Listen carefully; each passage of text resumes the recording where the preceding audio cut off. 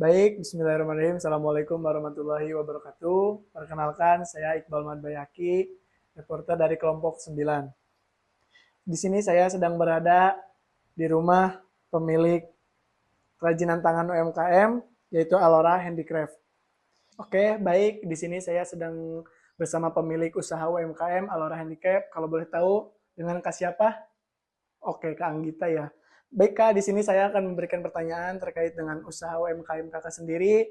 Bagaimana bentuk inovasi kerajinan tangan seperti gelang, cincin, kalung, dan sebagainya itu memiliki nilai estetika dan pasaran. Nah, baik Kak, jadi inovasi kerajinan Aura Handicraft ini pembuatan produk meronce manik-manik seperti cincin, gelang, kalung maupun gantungan tas dan gantungan HP.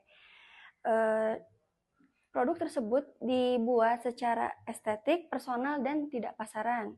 Jadi, inovasi ini terletak pada kombinasi warna, bentuk, dan pola yang dibuat berbeda, sehingga setiap produk memiliki nilai jual yang tinggi. Baik Kak, kita lanjut ke pertanyaan yang kedua ya Kak. Siapa yang mengembangkan inovasi kerajinan tangan di Alora Handicraft dan bagaimana peran owner dalam proses pembuatan produk secara langsung yang memengaruhi keunikan dan kualitas hasil kerajinan tangan itu sendiri bagaimana Kak? Baik, jadi untuk kerajinan ini dibuat oleh saya sendiri. Terus pembuatan produk ini, setiap produknya memiliki ciri khas dan konsisten dan kualitasnya terjaga. Oke Kak, berarti inovasi kerajinan tangan ini dikerjakan langsung oleh Kakak sendiri ya Kak ya?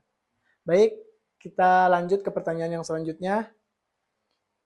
Nah, di mana proses pembuatan dan pemasaran produk kerajinan Alora Handicraft dilakukan dan bagaimana hal tersebut mempengaruhi jangkauan konsumen serta peluang usaha mandiri. Jadi produk Alora Handicraft ini dibuat di rumah saya sendiri dan untuk memperoleh produk saya ini bisa diperoleh melalui media sosial dan bisa diperoleh secara offline, yaitu saya selalu membuka stand di CFD.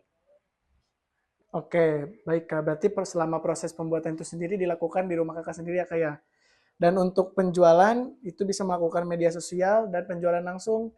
Nah, boleh nih buat kalian yang lagi nyari gelang, kalung, atau cincin, kalian bisa kunjungi media sosialnya Alora Handicap atau bisa penjualan langsung di CFD mulai dari jam 6 sampai dengan jam 10.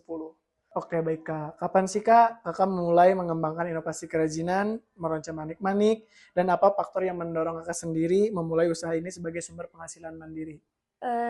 Jadi awalnya saya membuka usaha ini secara tidak sengaja karena saya membuat cincin untuk diri saya sendiri, lalu orang di sekitar saya berminat untuk memesan produk tersebut dan berkembang sampai sekarang. Jadi produk yang saya jual tidak hanya cincin tetapi dari gelang, kalung maupun gantungan dan yang lain-lain.